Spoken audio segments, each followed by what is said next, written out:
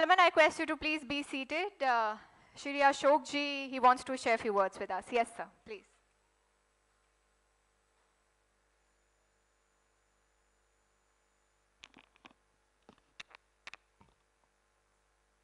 वैसे तो सबसे पहले मातो साहब हमारे सांसद साहब का मैं स्वागत करता हूं, और शांत प्रकाश जी हमारे मित्र हैं, यहाँ प्रिंसिपल बैठे हैं, सब कॉलेजों के और बड़े बड़े इंस्टीट्यूट के मालिक बैठे हैं। मेरे साथ मेरे मित्र आ रहे थे तो वो कह रहे थे कि बहुत थोड़े लोग हैं, क्योंकि वो जाते हैं तो बड़ी बड़ी सभाओं में जाते हैं। तो हमने उनको कहा कि थोड़े लोग नहीं हैं, अगर इनको काउंट करोगे तो दे रिप्रेजेंट्स लैक्स ऑफ पीपल। आज हम जिन लोगों के सामने बैठे हैं, जिनसे बात कर रहे हैं, वो एक एक व्यक्ति जो है वो 10-10, 20-20 हज़ार के इंस्टीट्यूट को रिप्रेजेंट करते हैं। शायद मुझे लगता है कि उससे ज़्यादा बच्चे पढ़ा दिए। तो ये बहुत बड़ी ताकत हमारे सामने बैठी है। और मैं एमआरसी को देख रहा था, ये भी पक्के व्यापारी हैं, इन्होंने काम ले लिया, उसके बाद स्वागत किया। मैं वैसे मजाक कर रहा हूं। और एक बात मुझे बहुत अच्छी लगी कि मैं सोचता था गुजरात क्यों आगे है। शांत जी, मैं सोचता था गुजरात क्यों आगे है। कोई बता सकता है मुझे क्यों आगे? आज के इंसिडेंट से कैसे पता लगता है? केवल गुजरात से ही दोनों हस्बैंड वाइफ जो हैं वो प्राइज लेने इकट्ठे आए। ये मैं इसलिए कह रहा हूं कि बहुत मायने रखता है शिक्षा को किस दिशा में ले जाना।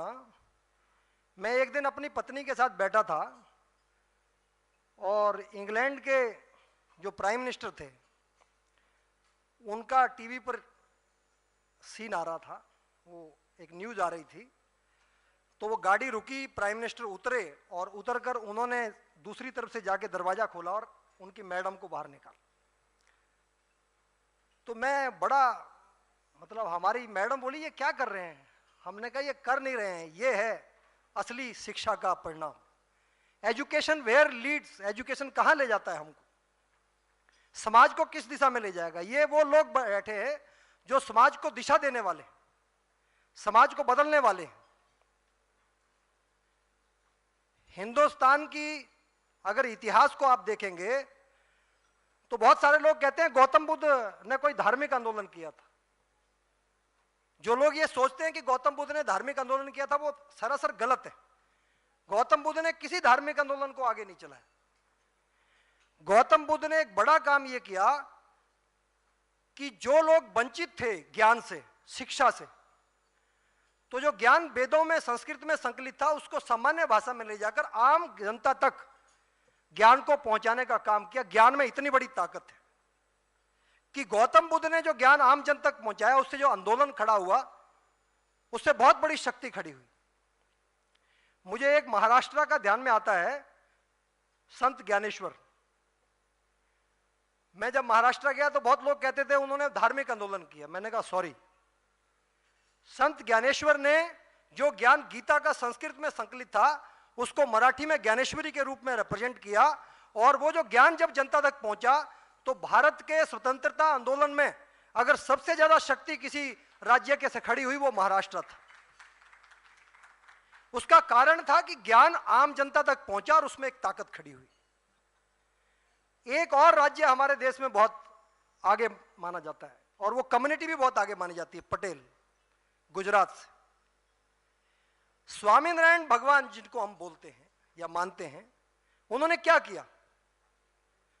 मैं जब गुजरात गया और उन लोगों के बीच में जाने का अनुभव मिला तो मैंने देखा कि क्या किया उन्होंने। गीता के ज्ञान को गुजराती में अनुवाद करके और उसको गुजरात के गांव गांव तक, गली गली तक पहुंचाने का काम ज्ञान का किया। उसका परिणाम है कि आज गुजराती सबसे ज्यादा आगे हैं दुनिया के अंदर, वो लीडरशिप है उनके अंदर। ये जो शिक्षण संस्थान बैठे हैं इनमें ताकत है। ये शिक्षा को अगर नीचे तक ले जाएंगे, मैं एक ही बात कहता हूं कि अगर आज हमारे बच्चे नहीं पढ़ेंगे, आज मेरे बच्चे नहीं पढ़ेंगे, तो चौथी पीढ़ी दलित हो जाएगी। और जो लोग ये कहते हैं कि ये दलित इसलिए हैं कि इनके साथ अन्याय हुआ, सॉरी, जिन लोगों ने शिक्षा को त्यागा उनकी चौथी पीढ़ी दलित हो गई, चाहे वो किसी वर्ण से हो। अर्थात शिक्षा में इतनी बड़ी ताकत है कि अगर शिक्षा को त्यागोगे तो आप वंचित हो जाओगे, दलित हो जाओगे, लोग आपसे आपकी उपेक्षा अपने आप होने लगेगी समाज में।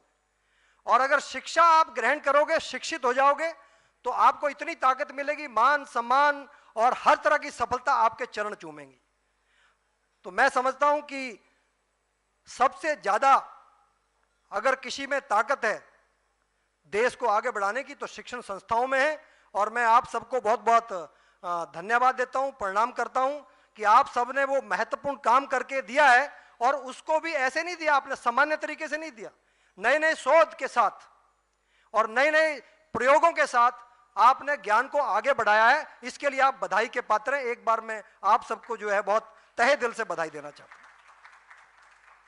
सब स्कूल सब लोग चला सकते हैं, लेकिन स्कूल को एक अलग तरीके से चलाना, उसको नई दिशा देना, नई सोच के साथ चलाना, एक इंस्टीट्यूट को चलाना। मैं अहमदाबाद गया था, मेरे मित्र हैं वहां, ये अहमदाबाद वाले बैठे हैं रानीप में, जीतू भाई व्यास। मैं स्लम्स में काम करता हूं और मैंने भी बहुत बड़ा प्रैक्टिकल किया और जीतू भाई व्यास हमारे साथ अहमदाबाद में स्लम्स में करते थे और बहुत बड़ी ताकत उन्होंने वहां करके दिखाया। जो सरकार नहीं कर सकती वो काम हम लोगों ने जो है वो करके दिखाया है। मैं आपको उसकी यहां वर्णन नहीं करूंगा। तो जीतू भाई व्यास हमको ले गए मैनेजमेंट इंस्टीट्यूट में, तो हमने बच्चों के साथ हमारा इंटरेक्शन था, तो हमने उनसे पूछा, तो वो बहुत अच्छी अच्छी बातें बता रहे थे कि बड़ी बड़ी कंपनियों में जाके मैनेजमेंट हमारे लोग संभाल रहे हैं इंस्टीट्यूट के, और वो बड़ी सफल कंपनियों के नाम उन्होंने मुझे बताए। तो मेरे से उन्होंने कहा कि आप क्या संदेश देना चाहते हैं। मैंने कहा मैं एक ही संदेश देना चाहता हूं कि मैंने कहा जेब कतरा किस लिए मशहूर होता है, जेब कतरा किस लिए जाना जाता है? जेब कतरा इसलिए जाना जाता है कि किसी की जेब से पैसे निकाल ले और किसी को पता नहीं लगे, यही उसकी महत्व। क्यों? तो मैंने कहा मैं आपसे एक ही अपेक्षा करता हूं कि यहां से ऐसे मैनेजमेंट के लोग मत पैदा करना जो लोगों की जेब ही काटने का काम करें। वो व्यापार करें, लेकिन व्यापार भी संस्कार के साथ करें, एथिक्स के साथ करें। व्यापार के भी कुछ मूल्य होते हैं। और शिक्षण संस्थाओं से भी हम यही अपेक्षा करते हैं कि शिक्षा तो आपने देनी है, ज्ञान तो आपने बढ़ाना है, लेकिन वो ज्ञान उसको केवल नौकरी के लिए ही प्रेरित नहीं करे, बल्कि वो समाज में अच्छा नागरिक बने, देश के लिए काम आए, उसके अंदर वो जज्बा, वो भावना, और उसको एक अच्छा सामाजिक बनाकर जो है स्कूल से निकले। अर्थात केवल शिक्षा ही हमारा उद्देश्य नहीं होना चाहिए, शिक्षा के साथ साथ संस्कार भी एक बहुत बड़ी ताकत है जो समाज की शक्ति बनती है, और आप सब लोग उस काम को कर सकते हैं। मैं समझता हूं कि इसका बहुत अभाव है। आने वाले समय में अगर आप लोग इसको मजबूती से करेंगे तो हमारे देश की ताकत, मैं समझता हूं कि सारी दुनिया इसका लोहा मानती है। और आजकल आप देख ही रहे हैं जिस प्रकार से दुनिया के दूसरे देशों में हमारे प्रधानमंत्री की भीड़ जुट रही है। मुझे ऐसा लगता है कि वहां के प्रधानमंत्रियों को भी चुनाव लड़ने के लिए हमारा सहयोग लेना पड़ा करेगा आने वाले समय में। ऐसी एक शक्ति हमारे यहाँ खड़ी हो रही है और देश को आगे बढ़ाने के लिए आप सबका बड़ा बड़ा योगदान हो सकता है। एक सुझाव मैं अंत में सभी एजुकेशन इंस्टीट्यूट को दूंगा। इस संस्था का नाम है marketing research, MRC, marketing research. हाँ चलो, ये आजकल बड़ा अच्छा है। मैं वहां पुणे गया था तो वहां ABC चौक था तो हमने कई लोगों से पूछा कौन है, तो बहुत बड़े कोऑपरेटिव लीडर हैं उनके नाम से था वो, तो कोई बता नहीं पाया, बोले ABC चौक ही ठीक है तो MRC अपना हो गया। लेकिन मैं इसलिए कह रहा हूं, मैं एक उदाहरण देता हूं केवल। मैंने देखा कि हिंदुस्तान लीवर जो है वो क्या करती है। हिंदुस्तान लीवर की खासियत क्या है? ये मार्केटिंग कंपनी है यहां, मैं इनको बता देना चाहता हूं। उन्होंने कोऑपरेटिव के कंसेप्ट को अडॉप्ट किया और कॉस्टिंग को कम किया। अर्थात मार्केटिंग की कॉस्ट को कैसे कम करें, इस पर उन्होंने बहुत शोध किया, और उसका परिणाम यह है कि आज वो दुनिया की सबसे बड़ी कंपनियों में है।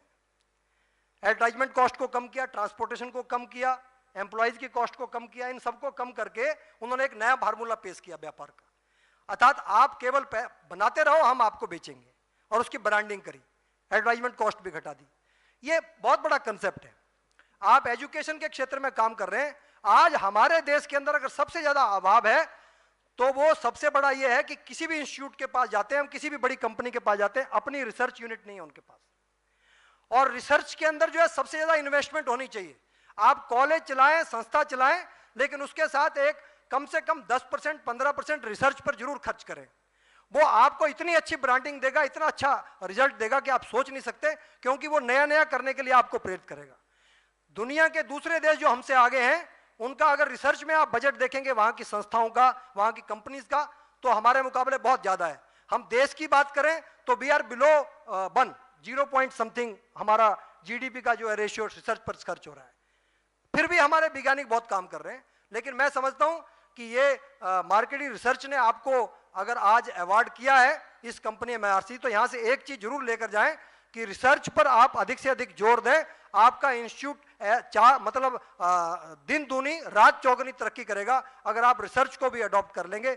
इसी विश्वास के साथ कि आज यहां से जिन लोगों को भी मैं उनको सबको दिल से बधाई देना चाहता हूं कि ये अवार्ड मिलना बहुत छोटी बात नहीं होती है, ये बहुत बड़ी बात होती है। चाहे छोटे छोटा अवार्ड भी हो, अगर मोहल्ले में भी आप कंपटीशन कर दें तो वहां भी आपको प्रथम आने में बहुत बड़ी ताकत लगती है। तो पूरे देश में से आप लोग प्रथम आए, मैं बहुत दिल से आप सबको बधाई देता हूं और एक भगवान से इसी बात की प्रार्थना करता हूं कि आपको आने वाले दिन में और रात दिन चौगुनी तरक्की दे और ऐसा आने वाले समय में आपका इंस्टीट्यूट जो है वो देश भर में और दुनिया में जाने जाएं और आप ना केवल देश में बल्कि दुनिया की सीमाओं को लांघते हुए आप दुनिया के अंदर हमारा परचम लहराएं। इसी विश्वास के साथ कि आप सब इसको जरूर करेंगे।